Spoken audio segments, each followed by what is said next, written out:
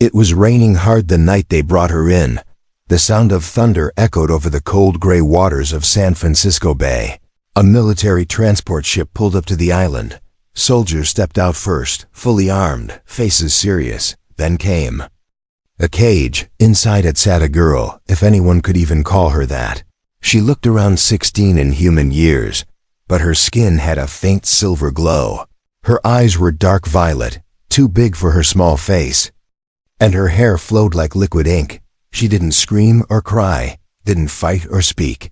She just stared, silent, as if she already knew what was coming. "Where are we putting her?" asked one of the guards nervously. "Block D, the deepest cell," answered the commander. "She's not dangerous, right?" The commander didn't answer. He only looked at the glowing handprints on the cage walls, burned into the steel. The cage was wheeled down cold corridors and iron stairs, past cells that hadn't been used in decades. They opened a thick door and placed her inside. Steel walls, one bed. No window, just silence. The door shut, and the alien girl was officially locked in Alcatraz, the most feared prison on Earth. Now used for things that didn't belong in courtrooms. Nobody knew her name. Nobody knew her species. Not even the scientists who studied her after her crash could agree on what she was. Some called her a weapon. Some called her a lost child. But after 2 researchers went mad after staring into her eyes too long, they stopped calling her anything at all. She sat on her bed, back straight, hands on her knees. Hours passed, then days. No eating, no talking, no moving. Guards watched her through cameras until one night, the screen went black. When the feed returned, she was standing at the camera, looking directly into it, eyes glowing softly, lips forming words with no sound. That same night, a guard named Harris had a nightmare in it. He was drowning in silver water while a voice whispered his name again and again. When he woke up, he was holding a drawing. It was of the girl's face done in perfect detail, though Harris swore he'd never drawn in his life. The next day, Officer Mitchell took the night shift. He was new and didn't believe in the rumors. "Just another alien freak locked up," he muttered. But when he passed her cell, she was staring at him, and then she spoke. "Mitchell." She whispered. He froze. His name tag was hidden under his vest. He had never spoken to her before. "How do you know my name?" he asked, heart pounding. She didn't answer. She only said, "You dream of fire. But it's not fire, is it?" Mitchell felt cold, because last year, his house had burned down in a mysterious explosion. No one ever found out why, and Mitchell never told anyone about the dreams he had after. "You don't belong here either," she said, softly. Mitchell stepped back, eyes wide. She looked at him with sadness, not fear. Not anger, just deep, ancient sadness. After that, Mitchell tried to stay away from her cell, but every time he passed by, she would be waiting, eyes following him like a shadow. And then the whispers began. Guards heard voices in their sleep. Some claimed the walls were breathing. One man tried to tear out his own ears, screaming, "She's inside. She's inside my head." The warden ordered all staff to avoid contact. Scientists were called in again, but their equipment failed near her cell. Metal warped, batteries drained, and recordings played back only static, except for a low voice whispering, "I warned you." Still, she remained calm. She never moved from her bed, never ate, never blinked for long periods. She simply waited, as if counting something unseen. On the 6th night, the power cut out for 12 seconds. When it returned, every camera in Block D showed the same thing. Her, standing at the center of her cell, arms raised, eyes glowing like stars, and every guard watching the feed fell unconscious at the same time. They moved her to solitary lockdown, added more steel, more sensors. But it didn't matter. Something was wrong with the island. The prisoners could feel it. Even the birds stopped flying near it. And in her new cell, the alien girl finally smiled. Because she wasn't afraid of being locked away. She had let them lock her in, not to escape, but to wake something else. Something under Alcatraz that even humans had forgotten. And now, it was beginning to hear her voice too. Officer Mitchell tried not to think about her. He had told himself it was all just in his head. The stress, the night shifts, the rain that never seemed to stop around Alcatraz. But no matter how many times he blinked or shook his head, he could still feel her eyes, watching him through concrete, through steel, through everything. He didn't tell anyone about what she said. Not even when she spoke his name again the next day. "Mitchell," she whispered as he walked by. This time she added, "They won't listen to you either." Mitchell paused outside her cell. "How do you know that?" he asked, but she just tilted her head and said nothing more. That night he couldn't sleep. When he finally drifted off, he saw fire again. But this time, there was something in the fire, a shape, tall and dark, with the same glowing eyes as the girl. It reached for him, and Mitchell woke up screaming, sweating, heart pounding. The dream felt too real. The next morning, Officer Juno, the only other guard who didn't avoid Block D, sat next to Mitchell in the break room. "You okay?" she asked, pouring herself bitter coffee. "You ever dream about her?" Mitchell asked quietly. Juno froze, hand midair. "Don't talk like that," she said sharply. Mitchell stared at her. "So you have. She's not just a prisoner." Juno whispered, looking around to make sure no one else was listening. "She's something else. I don't know what, but she's in our heads, that day." Mitchell couldn't stay away. Something inside him told him to go back to her cell. He walked slowly, every step feeling heavier. She was already standing when he arrived. Her hands touched the steel wall gently, like she could feel him coming through the vibrations in the floor. "You're different," she said quietly. "You hear me?" Mitchell felt chills run down his back. "Who are you?" he asked. She didn't answer that. Instead, she said something worse. "You're broken. Like me." For a moment, her face looked human, tired, hurt, alone. But then she stepped back and whispered something in a language he didn't understand. The lights above flickered, the cameras sparked, and Mitchell saw something flash on the monitor nearby. A vision, just for a second, of a city burning, a sky full of ships, and a black symbol carved into the earth. He blinked and it was gone, but his hands were shaking. "I didn't do that," she said softly. "It's trying to wake up." From under this place, Mitchell rushed out of Block D and locked himself in the staff restroom. He splashed water on his face and stared into the mirror. His reflection didn't look right. His eyes, they seemed to glow faintly purple for just a second. He blinked again, and they were normal that evening. The warden called an emergency meeting. Another guard had collapsed screaming in cell block C. He said he saw his dead wife's face in the hallway. The medical staff said it was a mental breakdown, but the older guards whispered to each other when no one was looking. They knew it was starting again. "She's not talking to just me," Mitchell realized. "She's reaching out." He returned to her cell that night without being ordered to. The hallway was dark, only red backup lights blinking slowly. She was sitting on the floor now, drawing symbols with her finger. They glowed faintly, like they were burned into the concrete. "I can't stop it alone," she said as soon as she saw him. "It listens to pain, to fear." "What is it?" Mitchell asked. She looked up at him. "The one they buried here long ago, when Earth was young." Mitchell stared at her. "You're lying." But his voice cracked when he said it, because a part of him believed every word. She stood slowly, placing her palm flat on the wall. Mitchell watched in horror as her hand sank into the stone like it was soft clay. The wall shimmered and an ancient pattern appeared, a massive spiral etched with alien language, pulsing slowly. "It's not me," she whispered. "I'm just the last warning." Mitchell stepped back. Nearly tripping, she let her hand fall, and the wall turned solid again. He ran, all the way back to the control room. There he saw a message flashing on every screen. "Awakening. Protocol detected. Containment compromised." The system wasn't hacked. The girl hadn't touched the network.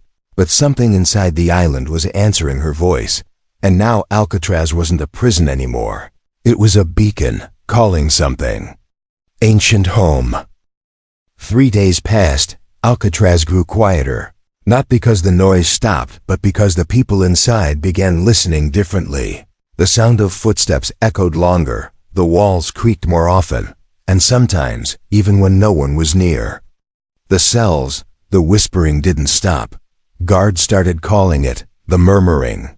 It wasn't loud, just faint enough to make you question your mind. It came from nowhere, and yet, from everywhere, it said no clear words. Just strange broken sounds like water boiling or glass cracking underwater. Some said it was the alien girl.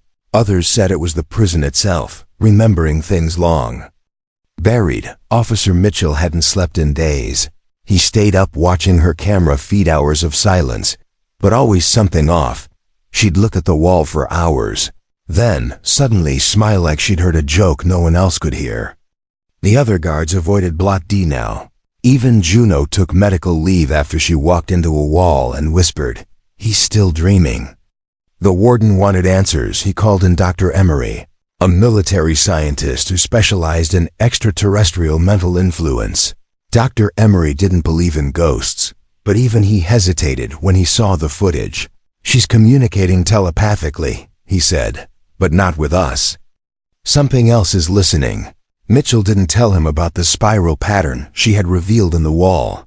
He didn't want to be removed from duty. He needed to understand her, needed to find out why she chose him. That evening, he returned to her cell with a flashlight. She was already awake, already watching. "You came back," she said softly. "I thought they would lock you away too."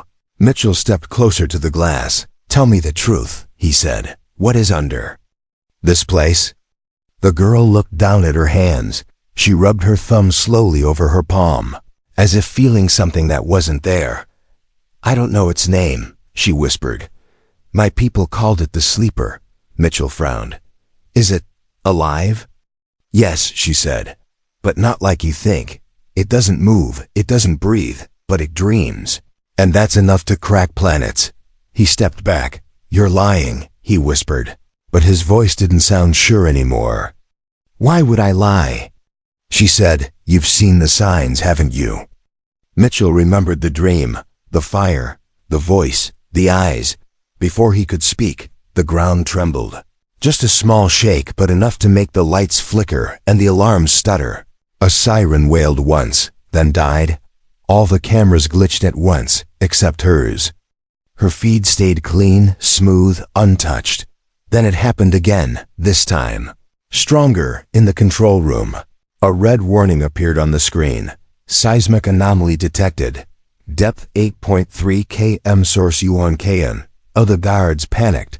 Some tried to leave the island, but the ferry had been grounded since her arrival. They were trapped with her, and whatever was waking beneath them, in Block C. A prisoner named Ortega started screaming. He said the walls were melting, and the ceiling was watching him. They found him in his cell kneeling, eyes wide open, repeating one phrase over and over. "It's whispering through my bones," Mitchell stayed near the girl's cell, unable to leave. He asked her, "Is it speaking to them too?" She shook her head slowly. "No, not yet," she said. "They're just hearing its dreams." Mitchell dropped to the floor outside her cell. He ran his hands through his hair. "This is madness," he muttered. The girl knelt on her side of the wall and placed her palm against it. "You're not mad," she said. "You're just finally listening." Suddenly, the wall beside her hand cracked open. A line of light burst from it, glowing deep purple. It crawled like lightning, forming new shapes on the floor. Mitchell jumped to his feet, but she didn't move. "They tried to seal it away 1,000 years ago," she said. "But it's not a prisoner." Mitchell's heart was racing. "Then what is it?" he asked. She turned to him with a sad expression. "It's a memory," she whispered. "One the earth is trying to forget." Behind her, the cracks grew deeper, the symbols burning hotter. Something was waking, and the girl, she wasn't afraid. She was waiting. The warden ordered all prisoners to be moved to upper levels. But Block D was already too late. The walls were alive now, breathing softly, like lungs made of stone. Mitchell touched the glass and asked her, "Why are You smiling?" She looked up at him with glowing eyes and said, "Because soon you'll understand." And then the power died completely. Alcatraz went dark, the whispers got louder, and somewhere deep under the prison, something answered back, asterisk for the first time in years. Alcatraz was completely dark. The backup power failed. The emergency lights didn't blink. The control room screens turned black one by one. Radio signals cut off, and the ocean outside was too quiet, too still. The guards panicked, some yelled, others banged on doors, trying to get backup from the mainland. But nothing worked. The island was now cut off not just by water, but by something deeper, something unseen. Officer Mitchell ran through the silent hallways with a flashlight in his shaking hand. Each beam of light barely touched the walls before flickering out. He reached Block D and stopped frozen. Her cell door was open. The alien girl was no longer inside, but she hadn't escaped, because the cameras that were still recording showed her walking, not running, not hiding, walking slowly through the corridors. Barefoot, hands glowing. She wasn't heading for the exit. She was heading deeper. Mitchell felt a cold pressure inside his skull. Not pain, not noise, just pressure. Like someone pressing a cold coin to his brain. And then he heard it. A single word, not in English, not in any language he knew. But somehow he understood it. Below. He followed the trail. The walls glowed faintly where she had touched them. Symbols flickered like fireflies on old bricks. As he moved further down, the air grew heavy. Dust hung like mist. And the old prison tunnels led him to a place no guard had ever entered. A locked steel door, rusted shut, blocked the way. But as Mitchell stepped near, it unlocked itself. The sound of metal grinding echoed like a scream through stone. Behind it, ancient stairs carved in stone, leading into the earth. At the bottom, he saw her. The alien girl stood in front of a round chamber, glowing patterns covering the walls. She turned to him, calm as ever. "You followed," she said, as if she knew he would. Mitchell raised his flashlight. "Where are we?" he asked. "This place is older than your cities," she said. "Older than your species." "I thought Alcatraz was a prison," he said. She smiled gently. "It still is," she replied. "But not for me." Suddenly, a deep rumble shook. The chamber, the stone in the center, split open. A crystal sphere rose from below, floating in the air, spinning slowly. Inside it was darkness, but not empty darkness. It moved like smoke, like it was watching, breathing. Mitchell stepped back. "What is that?" he asked, voice cracking. "The thing they buried," she whispered. "It dreams, and its dreams turn into hunger. Why are you down here?" he asked. She looked at him, her eyes glowing more brightly than ever. "I came to stop it," she said, "but I can't do it alone." Above them, Alcatraz shook again.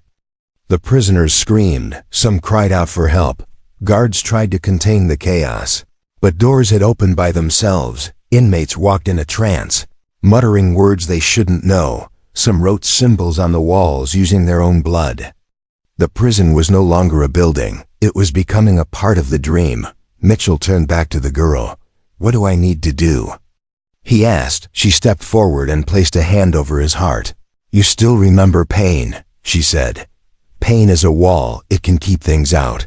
He didn't understand, but before he could ask, the walls behind them cracked open. Guards appeared, weapons raised, flashlights shaking in their hands. "Step away from her," the commander shouted. "She's manipulating you." Mitchell raised his hands. "She's trying to help," he shouted back. "She's stopping something worse." But the guards didn't care. They had seen too many dreams, too many strange visions. They wanted it to end, and to them, she was the source. The girl stepped in front of Mitchell. "I don't want to hurt them," she said quietly. Mitchell looked at her in horror. "You can?" he asked. "I can," she said, "but I won't. Unless I must." The sphere behind her began to glow with pulsing black energy. The dream inside was growing, reaching. One of the guards opened fire. The bullets froze mid-air, caught in a glowing field around her. She looked at them with sorrow. "You lock things you don't understand," she said. "But some things you lock will break free anyway." With a wave of her hand, the lights exploded. The guards screamed, blinded, and collapsed, not from pain but from visions. Each saw something they feared most: their own deaths, their lost children, their mistakes. And they dropped their weapons, crying. Mitchell stood alone with her again. She turned to him, tired now. "I opened the door by coming here," she said. "But you can help close it." "How?"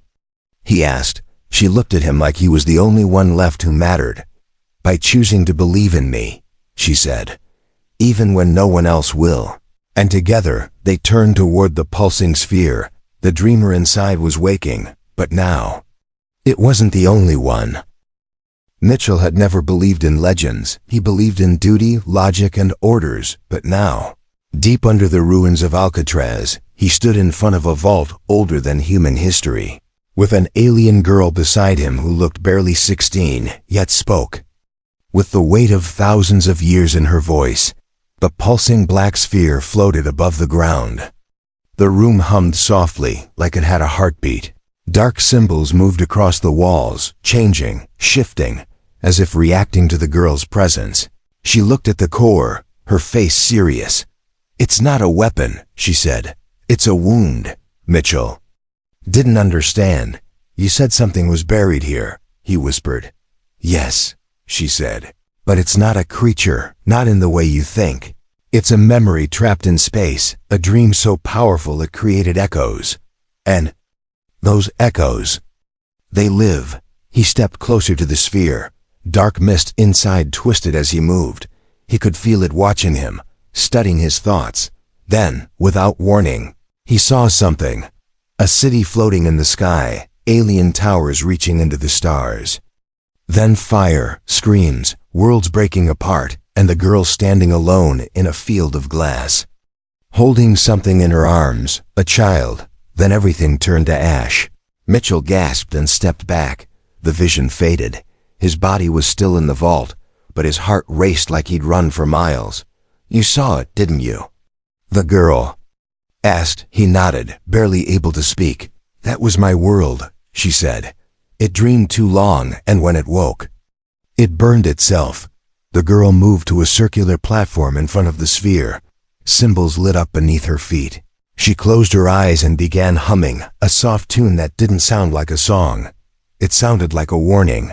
"I came here because Earth has the same scar," she said, "and it's spreading." Mitchell turned to the far wall. There were carvings, hidden under dust and moss. He brushed them away with his hand and found something strange: humans, primitive humans, drawn in paint thousands of years old, kneeling before a black sphere. One figure stood beside it, tall, glowing, with eyes like hers. "You've been here before," he whispered. The girl opened her eyes slowly. "Not me," she said, "but those like me. We tried to help your kind before, but humans were still learning to walk." The memory was sealed again. Until now. Suddenly, the ground shook hard. Dust rained from the ceiling, and cracks formed in the walls. Above, alarms started ringing again, but this time it wasn't because of a system error. It was real. The girl looked up, eyes glowing, brighter than ever. "It's waking faster than I thought," she said. "The prison was supposed to hold it for centuries more, but something, or someone, accelerated it." Mitchell clenched his fists. "You mean us?" she nodded. "Your war machines, your weapons, your fear, those things feed the memory. They make it stronger. They make it real." The vault began to hum louder. The sphere started spinning faster. The darkness inside turned into shapes, faces, monsters, fire, shadows. It was trying to rebuild itself, trying to become something that could break the surface. Then, a voice echoed from the stairway. "Freeze!" Soldiers in black armor stormed, in guns raised. Dr. Emery stood behind them, eyes wide with disbelief. "What is this place?" he whispered. The soldiers aimed at the girl. "Step away from the device," the lead officer shouted. Mitchell stepped in front of her. "She's the only one keeping it from waking fully." He yelled, "She's not our enemy. She's the reason we're still alive." But the soldiers didn't listen. They were trained to follow orders, not feelings, not fear. One of them fired a warning shot. The bullet struck the platform, and the sphere responded instantly. The room exploded in pure sound. Everyone dropped to the floor, covering their ears. The darkness from the sphere leaked out like smoke, crawling toward the soldiers. One of them screamed as it touched him. His body froze. His eyes turned black. And he collapsed. The girl stood tall, hands glowing again. "I didn't come here to fight," she said.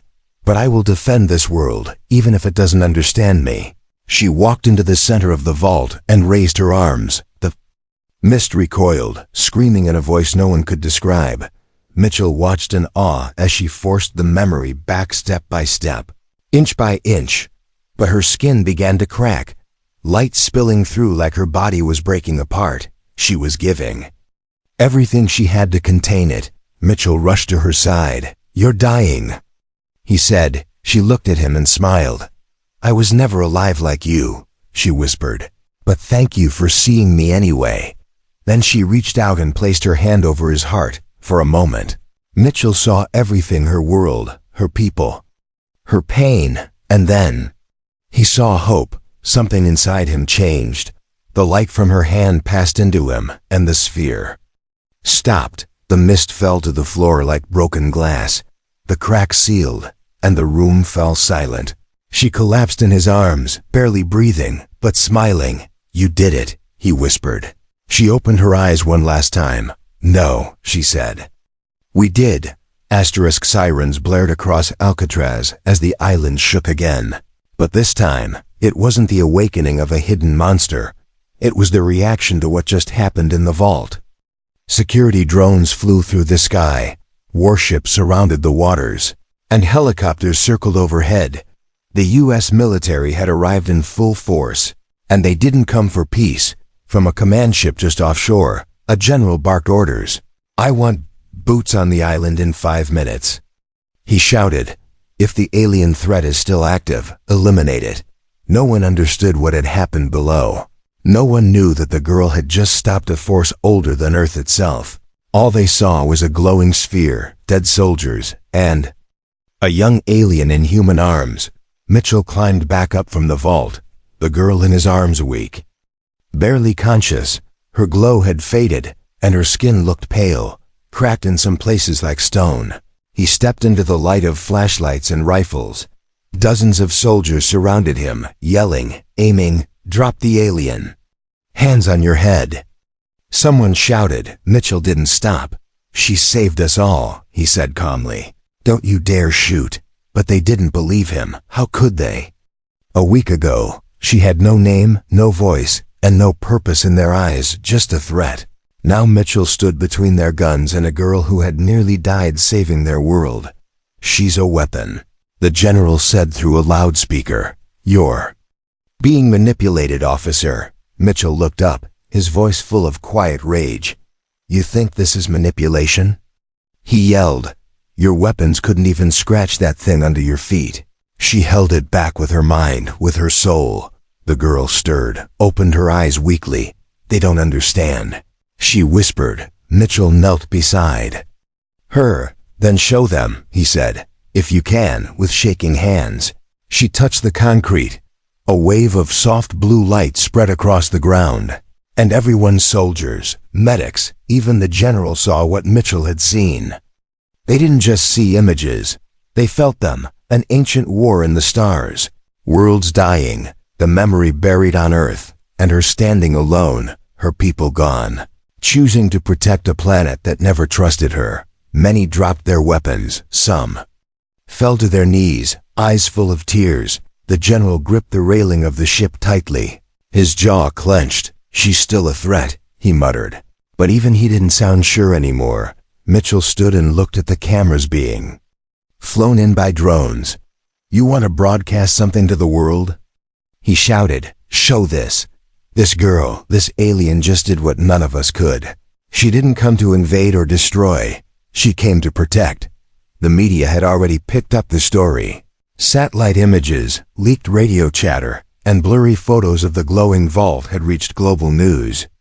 Now billions of eyes watched as the young alien girl, weak and cracked, raised one hand to the sky. The storm that had hovered above Alcatraz for days slowly began to clear, and sunlight finally broke through. She smiled faintly. "It's done," she whispered. "For now." A high-ranking advisor approached the general. "Sir, we can't control this story anymore," he said quietly. "She's being seen as a savior across the net. The world is calling her a hero." The general growled but said nothing.